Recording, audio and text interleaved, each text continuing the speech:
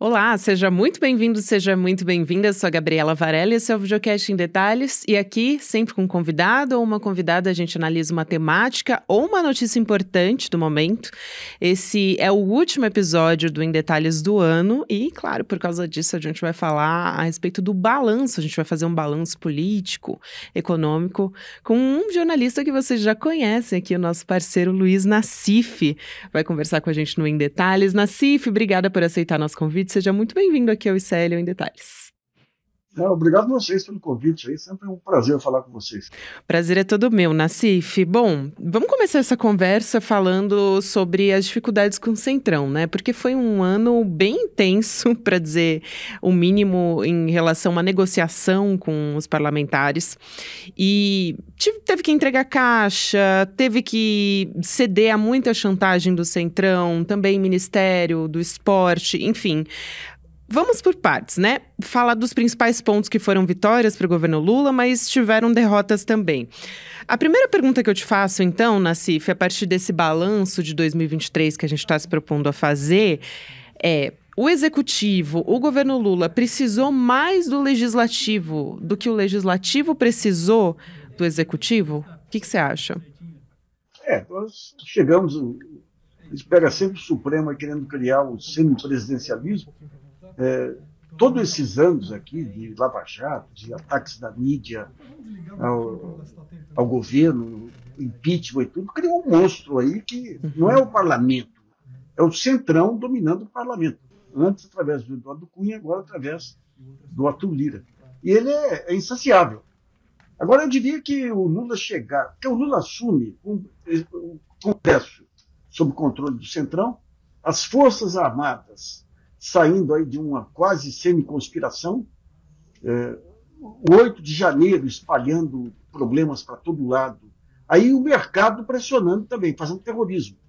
Então ele chegar inteiro até o final do ano, ainda conseguindo aprovar a reforma tributária e conseguindo manter o grau de popularidade, a aprovação a ele, ao seu governo, é maior do que a desaprovação. Então eu diria que foi um milagre político aí, mas teve seus custos. Um dos custos foi, obviamente, o Centrão, o Centrão é tão atrevido que chegou no final agora, ele queria ampliar os valores das emendas, praticamente se apropriando do orçamento federal, que é uma atribuição do Executivo, né? Mas o Lula precisou ceder muito aí para as reformas. Agora, o grande vitorioso nesse ano aí foi o mercado. O pessoal, eu estava achando até engraçado aí o pessoal mostrar aquelas apostas iniciais do mercado, vai dar tudo errado, aquele terrorismo. Vai virar Venezuela, né, Nassif? Vai virar Venezuela. Isso aí não foi erro do mercado, isso foi a estratégia do mercado que fez o governo se enquadrar ao mercado. Faz parte, digamos, de uma tradição antiga aí, de um mercado fazer terrorismo, a mídia dá eco a esse terrorismo, e o governo se enquadrou aí com o arcabouço fiscal e com esse orçamento aí, base zero. O orçamento vai ser sem déficit para o próximo ano. Então, eu diria que o Haddad, dentro dessa estratégia, saiu bem, saiu prestigiado no final, mas o grande desafio vai ser o primeiro semestre do próximo ano.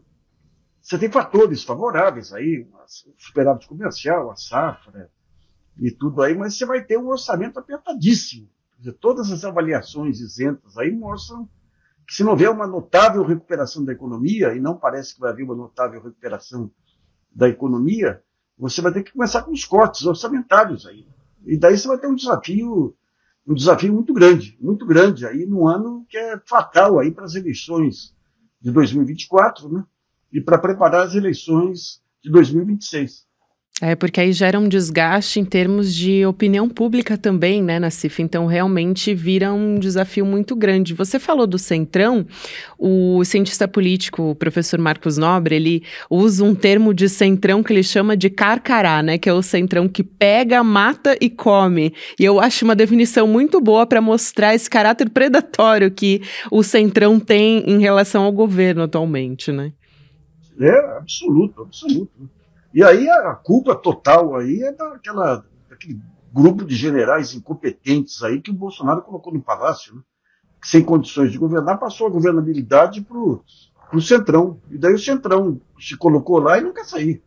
Quer dizer, o Centrão respeita mais o Arthur Lira do que o próprio Lula. Né? Então o Lula ele vai ter que chegar agora em 2024, vai ter que ter um protagonismo político que independa do Congresso. Já que as principais reformas foram aprovadas, embora as reformas principais, que as reformas sobre renda e patrimônio ainda continuem em banho-maria, isso é importante entender também. Né? A reforma tributária saiu porque os patrões do Arthur Lira assim, apoiavam também. Quem são? BTG, esse pessoal aí que financia fundamentalmente aí o Centrão. Né? Mas agora que vai entrar em ganhos de capital e tudo, vai ser um desafio mais difícil, né? Mais difícil. Mas vamos esperar agora aí que o Lula consiga estabelecer esse discurso aí da União Nacional. E essa União Nacional, eu tenho enfatizado aí a maneira, o tema capaz de unir o país é o tema da produção. Por que o bolsonarismo cresceu? Porque quando você pega a maioria absoluta da população, dos pequenos empresários do interior, eles são órfãos de Estado. Esse modelo aí de políticas restritivas e tudo, que vem desde lá de trás. Cada crise que vinha, você tem que aumentar imposto, cortar gastos sociais, aumentar juros. Isso aí provocou um distanciamento radical da população em relação aos sucessivos governos. Então você vê, por que o bolsonarismo conseguiu mobilizar parte do país? Ele deu uma missão maluca. Né? Porque você quer ajudar o Brasil, salvar o Brasil, então você tem que rezar na porta de quartel, tem que rezar para disco voador, tem que rezar para pneu. Então o Lula ele tem que dar essa missão, ele tem que mostrar que o produtor, o que é o produtor? É tudo aquilo que sai que não é financeiro. O fabricante de sapato, o MST, a cooperativa, ele tem que mostrar que essa produção que salva o país. Essa produção é que gera emprego, gera tributos. Né? Então ele já tem ameaçado caminhar nessa direção, mas o discurso de unificação para mim seria isso. É o que junta a igreja evangélica com o MST, o enaltecimento do trabalho, mas o trabalho mesmo, a produção, aquela que gera emprego, gera impostos, e não essas... Você pega todo esse trabalho de arcabouço fiscal, da Standard Poor's hoje, qual é a avaliação? Porque tudo beneficia o capital financeiro. O capital financeiro gera riqueza? Não gera. O capital financeiro entra, faz arbitragem, compra empresa em dificuldade, vende mais à frente, compra refinaria pronta. Então o Lula tem que se voltar mesmo para o setor real da economia, pegando a Confederação Nacional da Indústria, Federação do Comércio, MST, todo esse pessoal que é o pessoal que constrói efetivamente o futuro do país. Né? Uhum. E não especulação somente, né? O Nassif, tem uma pauta que foi um dos ganhos do ministro Fernando Haddad, que foi a reforma tributária aprovada, né? E aí, em contraponto, você já citou isso, mas acho importante a gente dizer que foram os 37 bilhões de reais garantidos em emendas parlamentares, né? Foi o balanço, vamos dizer assim, né? Que a gente teve. Apesar de não ser o ideal, essa reforma tributária, foi a reforma que foi possível fazer nesse contexto. Você acha que essa foi a maior vitória econômica do governo Lula, do ministro Fernando Haddad? Qual o potencial dessa reforma a longo prazo, na sua avaliação? Porque ainda vai precisar definir a alíquota por meio de projeto de lei, enfim, ainda tem outros passos que a gente tem que dar, sem contar que vai ser implementada ao longo dos anos. Então não tem um efeito imediato, mas a longo prazo a gente deve observar aí um efeito importante, né? Ela foi uma vitória, assim, e é uma simplificação fantástica, né? Porque hoje o que você tem? Você tem um conjunto de impostos federais, né? O ICM, o IPI, o PIS, PASEP, você tem os impostos estaduais, ICMS, você tem o imposto municipal e tudo em cascata, né? Então, o fato de ser... E tem um monte de arquitetura fiscal aí para o pessoal não pagar imposto, né, que fazem em Zona Franca. Então, essa simplificação, ela vai facilitar muito você identificar quais setores que você pode beneficiar, explicitar aqueles setores que são beneficiados aí indevidamente. Né? Ela tem todas as suas vantagens. Agora, a alíquota, veja bem, é uma alíquota alta que está sendo anunciada, 27,5%. Por que é alta? Porque você tem dois tipos de tributos. Você tem os tributos indiretos, que são aqueles sobre consumo, e tem os tributos diretos, que são aqueles sobre a renda. E os tributos diretos são muito baixos no país. Vocês mesmos, aí o Eduardo mostrou que para regularizar as offshores, tudo aí, colocou-se uma alíquota ridícula, né? Então, enquanto você não aumentar o imposto indireto, você tem que aumentar o imposto. Aliás, enquanto não aumentar o direto, você tem que aumentar o indireto. E quem paga o indireto é o pobre, porque é sobre consumo. Então, quanto menor a renda da pessoa, mais essa renda é utilizada no consumo. Uma pessoa pobre, tudo, gasta 100% da renda no consumo, ou seja, tributado em 100%. Uma pessoa rica gasta em 1% no consumo e o resto acumula. E tem uma tributação baixa, né? Então, o grande desafio vai ser, efetivamente, essa reforma fiscal aí para poder tributar o capital aí, ter um imposto progressivo aí para pegar a riqueza financeira que se avolumou aí, né, nas últimas décadas. Né? É uma distorção surreal. E, Nassif, também tem um outro aspecto do governo. A gente teve um avanço. No caso Marielle, a gente falando aqui de segurança pública, que é uma preocupação muito grande do governo Lula, e acho que tem que ser mesmo, né, Nassif? Mas a gente teve um avanço com o ministro Flávio Dino, no caso Marielle. Em um semestre conseguiu se fazer o que em 4 anos de governo Bolsonaro a gente não teve. Mas também a gente teve a adoção de medidas que são já comprovadamente, falando do ponto de vista de científico também da segurança pública, que são ineficazes, como garantia da lei da ordem no Rio de Janeiro e na Bahia. E é uma medida que pode ser, inclusive, combustível para a extrema-direita nas eleições. A segurança pública foi o grande gargalo, talvez, do governo Lula em 2023, Nassif. O que você acha? Porque, levando em conta também que governo de esquerda já tem essa pecha de ter dificuldade para falar e para adotar ações na segurança pública nessa área. Inclusive, hoje, quando a gente está se falando, dia 20 de dezembro, teve até a adoção agora de uma plataforma, de um aplicativo que deve ajudar nessa questão do roubo de celulares. Então, é uma preocupação grande do governo Lula, né? Pois é, mas quando a gente fala em governos progressistas, assim, os 2 melhores planos de segurança que eu vi ao longo das últimas décadas, uma foi do Eduardo Campos, em Pernambuco, e outra da Polícia Militar do Fernando Pimentel, em Minas Gerais. O que a polícia... E quando você pega São Paulo, a Polícia Militar aqui, ela tem bons quadros. O problema é que colocaram a segurança pública aqui nas mãos de um cara que é só bom em matar pessoas. E não... Como que atuava a Polícia Militar em Minas? Fazia um mapeamento estatístico dos locais onde havia mais crimes. Daí mandava uma viatura da polícia lá, que estava ligada, com um computador ligado a uma central de banco de dados, e fazia polícia de proximidade. Ou seja, você ficava lá no entorno, fazendo amizade, inclusive, com a vizinhança, para ter noção do que estava acontecendo, e aquilo intimidava o crime.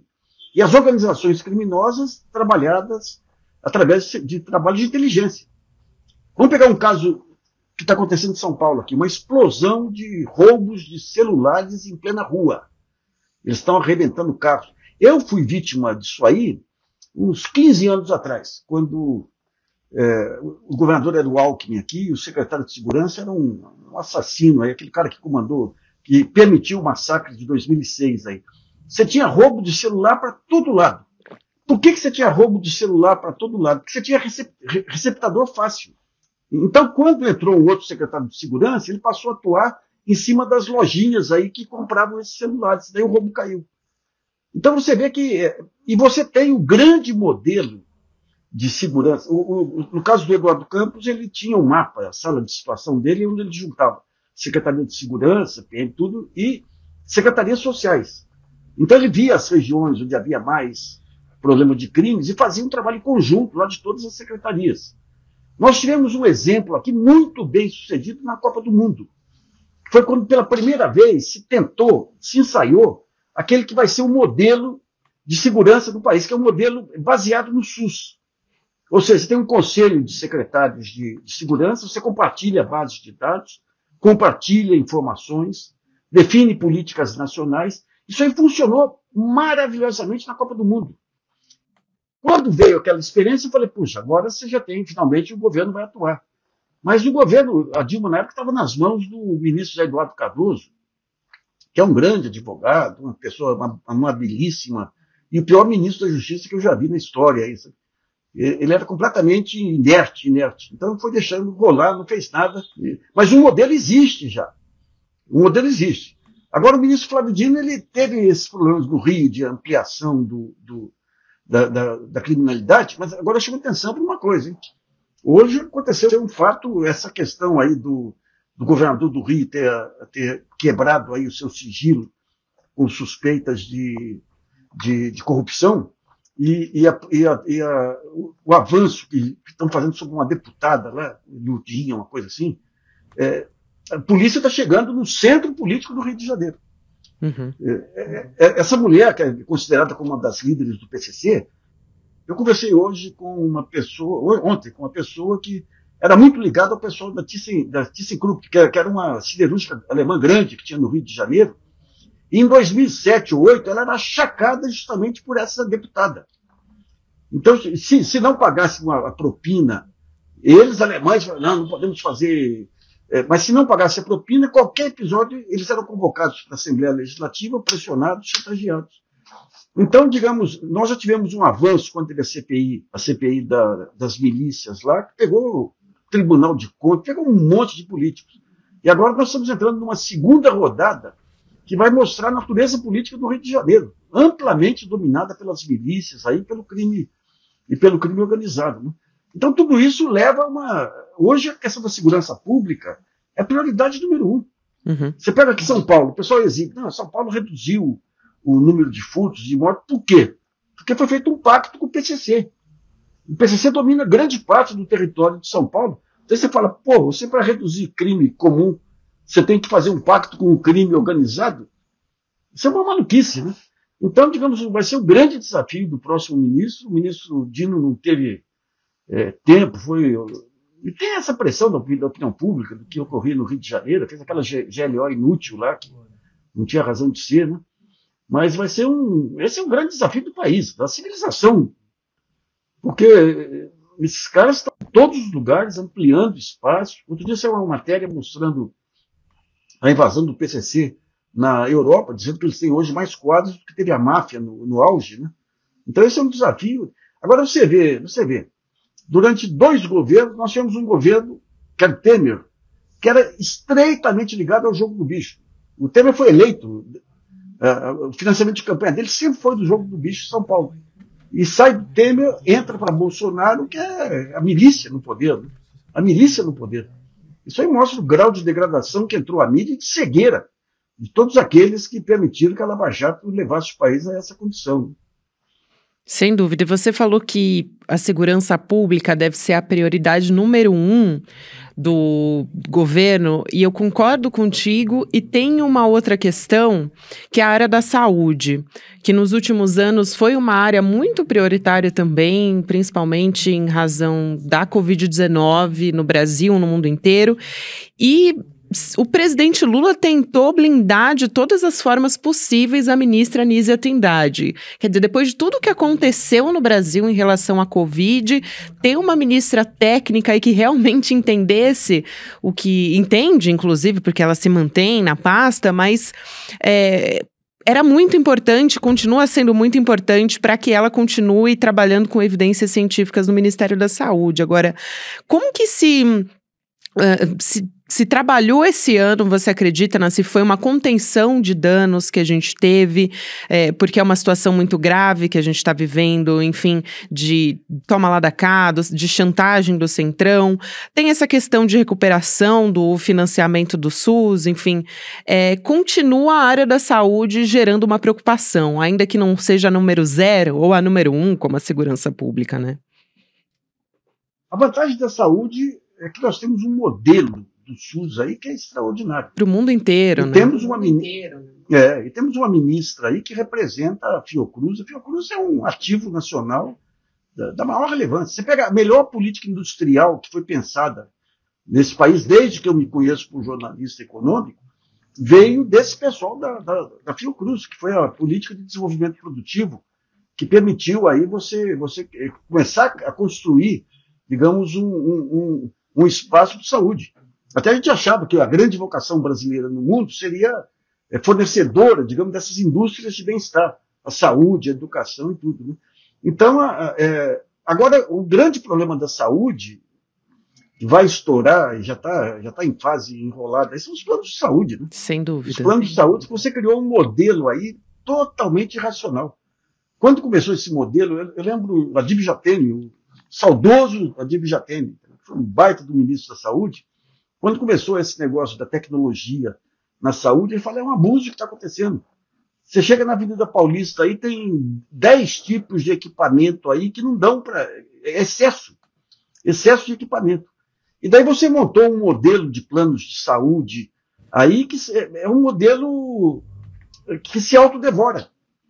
Porque você tem um médico na ponta que pede o maior número possível de exames. Os hospitais que querem aumentar a demanda. Daí os planos de saúde seguradoras que querem conter a demanda. Mas não conseguem. Então é uma irracionalidade. Se você for 3 vezes em médicos aí durante o ano, os 3 médicos, cada médico vai pedir os mesmos exames do anterior. Então você tem aí um processo, uma irracionalidade que está deixando muito plano de saúde aí em crise. Você tem casos que nem a Mil aí, que vai ser vendida aí, que está abandonando seus clientes de menor renda. Então, o grande problema aí vem da... E a Agência Nacional de Saúde, que, como todas as agências, são capturadas pelos regulados. Né? Então, agora, no caso da saúde, tem que levar em conta que no governo Bolsonaro, ela foi tomada por uma quadrilha. Né? Aquele jogo de vacinas lá, de atrasar vacinas, era negócio. Negócio envolvendo militares da reserva lá, envolvendo pastores, aquele negócio da Covaxin e tudo lá. Então você tem que ter uma remontagem. E veja bem, o que segurou aquelas maluquices todas foi um funcionário de carreira do Ministério da Saúde que denunciou, permitindo abrir a CPI. Né? Então você tem um problema de financiamento. Daí entra mais uma vez a questão do arcabouço fiscal, tudo que vai criar problemas no próximo ano. Né? E houve uma ampliação, né, na CIF, mais médicos, que voltou, né, também o Farmácia Popular, que ampliou acesso gratuito a mais medicamentos, então a gente teve esses pontos positivos de investimento, né? Sim, sem dúvida, sem dúvida. Agora você vê, o Mais Médicos, quando entra aquele primeiro-ministro da Saúde, Mandetta, ele foi o cara que acabou com o Mais Médicos. E a visão deles é o seguinte, não, como que nós vamos trazer aqui pessoas que o que elas ganham vai para o Estado. Esse pessoal é incapaz de admitir que tem pessoas que têm outros modos de vida. O MST. Qual é a maior indignação aí dos ruralistas com o MST? Que no MST o cara não é dono da terra. Ele é dono da produção da terra, para evitar a especulação. E para esse pessoal isso aí é morte, né? Morte, isso é comunismo. E no caso do SUS, do Mais Médicos, a mesma coisa. Ele deixou desassistido milhões de brasileiros, fez um concurso aí, em um mês, os jornais davam todo dia. Concurso, já tem mais candidatos aí do que... Depois de 2 meses, todo mundo que tinha sido selecionado para lugares afastados se mandou. Então, o Mandetta ele tem uma responsabilidade enorme aí nos males que causou aí aos brasileiros também, né? Mas agora, então essa é uma prioridade. É outra prioridade também que a gente vai ter que batalhar para que os cortes orçamentários não afetem a saúde. Né? A saúde e a educação, né? Que tem sido também duramente atingida nesses últimos anos e não se recuperou, né? A gente viu, por exemplo, o resultado do PISA, que mostrou que os estudantes, né, os alunos brasileiros tiveram uma defasagem histórica, dados de 2022, mas que foram divulgados em dezembro de 2023, é essa análise que a gente tem. Mas em matemática foi considerada muito abaixo do ideal. Então, assim, realmente a gente tem uma defasagem que é histórica, mas que piorou muito na pandemia durante o governo Bolsonaro. E acho que a educação também, esse ano, não foi talvez uma das prioridades. Tem a questão da pesquisa científica também, né, na CIF, que não recebe investimentos do Brasil há muitos anos e tem enxugado ainda mais esses recursos. A educação, para mim, é o problema mais ostensivo aí do governo Lula, né? Porque quando você faz um loteamento do governo para Centrão, Tem um monte de ministérios aí no mão do Centrão, mas a educação é cota do PT, é um governador, um ex-governador do PT. O que o Camilo Santana está fazendo lá, loteando o ministério para a Fundação Lema, é um escândalo. É um escândalo. É o cara mais inepto. Você tem lá 2 secretárias lá, uma que foi governadora e tudo, que comandam, que são ligadas diretamente à Fundação Lema, comandam tudo, afastaram o pessoal, afastaram a responsável pela educação inclusiva. O Haddad, quando ministro da Educação, ele montou um programa de educação inclusiva que tinha 900 mil crianças com deficiência na rede federal. Um dos grandes feitos sociais aí do governo Lula. Quando entra agora o Camilo Santana, tiram a mulher que representava o movimento de inclusão, daí entra uma outra pessoa que está sofrendo assédio moral lá, daí você pega o Lema, junta um grupo de bilionários para orientar na digitalização das escolas. Daí você fala, pô, se é um grupo de bilionários, o que é? Eles vão colocar dinheiro? Não, eles vão ajudar as especificações técnicas da banda larga lá. E projeta uma banda larga altíssima, que não é necessário para a rede escolar. Por quê? Porque é a única que poderia ser atendida exclusivamente pelo Elon Musk. Então é muita coisa. Curso de Direito agora. Montou um grupo para rediscutir o curso de Direito, que é um dos pontos centrais para humanizar a justiça, para fazer com que a justiça passe a aceitar direitos sociais, individuais. Monta uma comissão composta exclusivamente de advogados corporativos que trabalham para empresas. Então, eu diria que a grande decepção, mas de longe é o Ministério da Educação. Essa questão do curso médio aí, você tem princípios interessantes, você trabalhar com temas aí, ligando várias matérias, mas ele se fechou totalmente para os professores. Gente, se tem algo que se identifica com as ideias de direitos, com o próprio PT, é a rede pública escolar. Ele se fechou para as universidades e para a rede pública escolar, o ministro da Educação, ex-governador do PT. Para mim, essa é a grande falha visível aí desse primeiro ano de governo Lula. É muito importante a gente falar de educação. A gente tem muitos desafios, né, Nassif? Mas a gente tem um episódio de meia hora, então eu queria aproveitar e colocar 2 temas importantes do governo Lula. Relações internacionais foi prioridade para o presidente, a gente falando aqui de política externa, acho que vai continuar sendo. O Lula viajou bastante, reconstruiu relação com a China, por exemplo, fez um esforço, talvez recorde de repatriação que a gente já teve quando trouxe de volta brasileiros palestinos, influenciou na entrada formal, por exemplo, da Bolívia no Mercosul, o que é muito importante também em termos de bloco. A gente saiu de uma posição de par internacional mesmo com o Ernesto Araújo, para uma reconstrução diplomática, vamos dizer assim. E acho que a gente pode unir nessa sua resposta tanto a questão da política externa como a do meio ambiente, porque ela está intimamente ligada, né? O Lula foi e vendeu muito a imagem do Brasil como querer acabar com a devastação no Brasil, que é uma situação muito grave que a gente vive agora, e tem também a questão da urgência climática que tem que enfrentar também, né?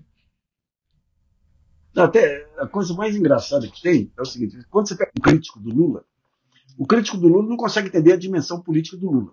Então ele tem que trazer o Lula para o seu nível. Quando você pega a parte internacional do Lula, o Lula hoje é o maior estadista do mundo. Mas sem comparação. É o sujeito que está... Ele e o Papa são as 2 pessoas que estão trabalhando para unir o mundo, para reduzir, para combater miséria, para fazer a paz entre as nações. A dimensão dele não tem paralelo. Você pega a Alemanha lá, que é belicista, quando ele se encontra com o primeiro-ministro alemão, a reação deles. Então não tem. O Lula é de uma dimensão internacional aí sem paralelo.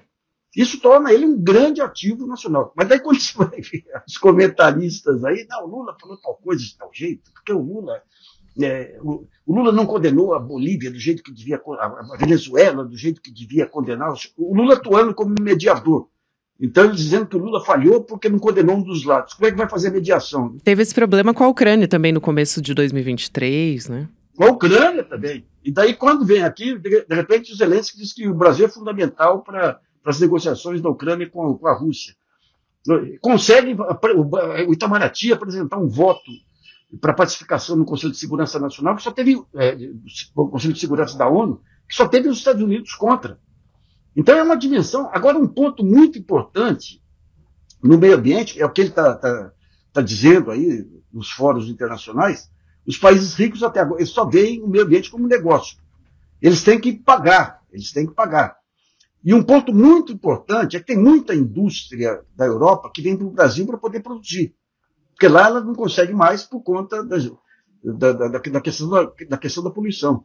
É o Lula aí se espelhar no Juscelino e começar a estabelecer, e na China, estabelecer pré-condições. Quer vir para o Brasil? Tem que ter fornecedor brasileiro. Quer vir para o Brasil? Tem que ter um sócio brasileiro e transferir tecnologia. Tem que ter compromisso com exportação, seja lá o que for, dependendo de cada empresa, né? Então o Brasil ele pode ter um poder de barganha aí muito, muito expressivo. E tem negociado isso, né, Nassif? Até a Alemanha, a Noruega são os principais doadores do Fundo Amazônia. Até os Estados Unidos prometeram fazer doação também, acho que em abril ou maio desse ano também fez essa promessa. Enfim, ele tem negociado com países da União Europeia, o Reino Unido também. Então, tem caminhado nesse sentido, né, para combater o desmatamento na Amazônia. Tem. Agora ele tem que começar a negociar com as empresas. Porque você tem aqueles dogmas que foram criados ao longo dessas décadas. Você não pode ter imposto de importação. Você não pode exigir da empresa que vem para cá contrapartidas. Você tem que deixar o mercado livre. Então isso aí ele tem que romper com esses dogmas aí e levantar a bandeira da produção. A produção nacional é a parte mais importante da construção de um país. E não precisa ser só de empresa nacional. A produção nacional da multinacional, a produção nacional da cooperativa. Essa bandeira que tem que ser levantada, né? Mas a gente tem que fazer um dia um compêndio das críticas dos comentaristas internacionais ao Lula, aí, que é uma das coisas mais humorísticas que... Você tinha o Ortega y Gasset, muito tempo lá atrás, ele fez um estudo sobre os estadistas, que ele dizia. Ele falava que tem 3 tipos. Não de estadistas, de governantes. Ele falou, tem o intelectual, nós tínhamos Fernando Henrique, que batia muito com isso, né? Que ele é ótimo para criar álibis para não ação. Daí você tem o pusilânime, que é o Itamar aqui. O pusilânime é uma pessoa normal que nem nós. Nós gostamos dele, a gente consegue entender, a gente pode encontrar ele num bar. E você tem os estadistas. Ele falou, o estadista é um megalomaníaco. O Napoleão tinha a mania de querer ser Napoleão, porque para querer mudar um país, você é megalomaníaco. E o Lula, e daí para você conseguir enxergar o estadista, você tem que trazer ele para o seu nível. Então você vai ver aqueles pequenos defeitos da pessoa humana para não ter que analisar o seu papel político, porque você não consegue entender, é muito grande. Então o Lula tem isso, né? Você pega um país como esse aí, ameaçado pela ultradireita, ameaçado, que você tem hoje a única esperança é uma pessoa de 78 anos que é o Lula, né? Nassif, para a gente fechar, na verdade já estourou o tempo aqui, mas eu quero fazer como se fosse um pinga-fogo contigo, de quais foram as áreas que o Lula saiu melhor, o governo Lula, né, se saiu melhor, e as que foram os principais gargalos desse ano, para a gente pensar nas perspectivas para 2024. Vamos lá, primeiro as melhores. Bom, você teve a reforma tributária que foi um bom feito aí, né? Você tem o início da reconstrução aí do sistema de inovação e tudo aí, é o início de reconstrução. A recuperação da FINEP aí se insere nisso também. A saúde aí com a volta de mais médicos aí, que foi feito apesar de um orçamento apertado, né? Eu diria que é por aí. O fato de ter sobrevivido ao Centrão aí também não deixa de ser um feito, né? E as piores coisas aí que eu vi, muitas delas são inevitáveis devido à correlação de força, mas que são derrotas. Bom, você tem o Ministério da Educação que não é derrota, aí é desatenção, né? Mas o arcabouço fiscal é uma derrota. Você entrar com a LDO com déficit zero o ano que vem é uma derrota. Esse atendimento das demandas do mercado aí não tem jeito aí, né? Eu acho que tem uma outra vitória relevante aí, que foi a criação dessa parceria pela democracia entre o Lula e o Supremo Tribunal Federal. Verdade. Quando você pega a indicação do Flávio Dino e do Paulo Gonet, está ligado a esse arco aí essa parceria aí para garantir a democracia brasileira. Né? Embora o Supremo, cheio de vícios, o Supremo tenha pecados, mas ele espiou bem aí nessa fase da resistência democrática aí também, né? Bom, os outros, quando você pega a FUNASA, pega esses centros aí de corrupção e tudo aí, orçamento secreto, essa subordinação muito forte ao Lira, sabe? Isso aí desgastou o Lula. Porque tem muita gente que fala, não, tudo bem, o Lira tem poder de chantagem, mas tem que impor alguma resistência, né? E o Lula, não sei se cansado, eu acho que o Lula, de certo modo, ele perdeu um pouco a confiança na intuição dele. Uhum. Ele sempre foi muito intuitivo, saiu otimamente bem quando começou o mensalão e tudo. De repente, você tem 10 anos em que o mundo desaba. Tudo aquilo que ele achava que estava sob controle, ele desaba da forma mais inesperada possível. O Supremo avalizando os abusos da Lava Jato, mensalão, o Ministério Público falsificando provas. Então aquilo trouxe para ele uma insegurança em relação à intuição dele, né? E ele teve um primeiro ano, também teve a questão da cirurgia que atrasou e tudo. Agora a gente espera que para o segundo ano agora ele já esteja recomposto, faça uma reforma ministerial e volte a ser aquele Lula de 2008 a 2010. Aquele Lula que encantou o mundo aí, ajudando a tirar o Brasil da crise e lançando a imagem de um Brasil moderno, defensor dos direitos sociais e tudo. É isso, não vai ser fácil, né? A gente até já falou, mas segurança pública acho que é muito perigoso para a imagem dele, né? Tem que tomar um cuidado muito grande, porque é responsabilidade dos governos estaduais também, né? Então, é um cuidado aí que o governo precisa ter para 2024.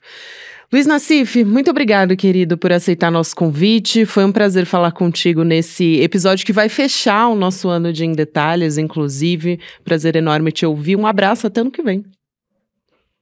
O prazer foi meu aí. Um abraço para você também, viu? Até mais, Nassif. Obrigada.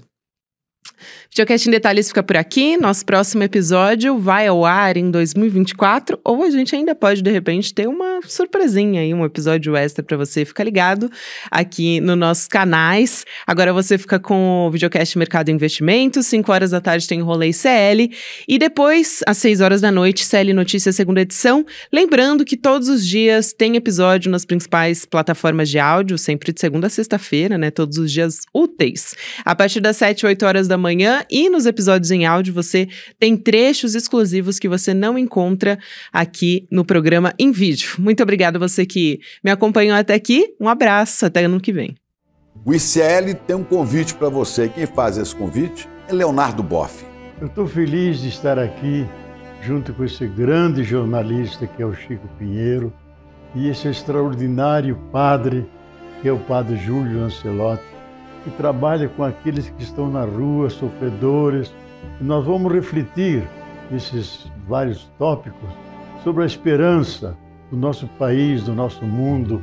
Convido vocês a acompanharem essas gravações, porque elas suscitam em nós um compromisso para melhorar a situação do nosso mundo. A luta pela esperança, essa conversa fraterna, em vários episódios, você não pode perder.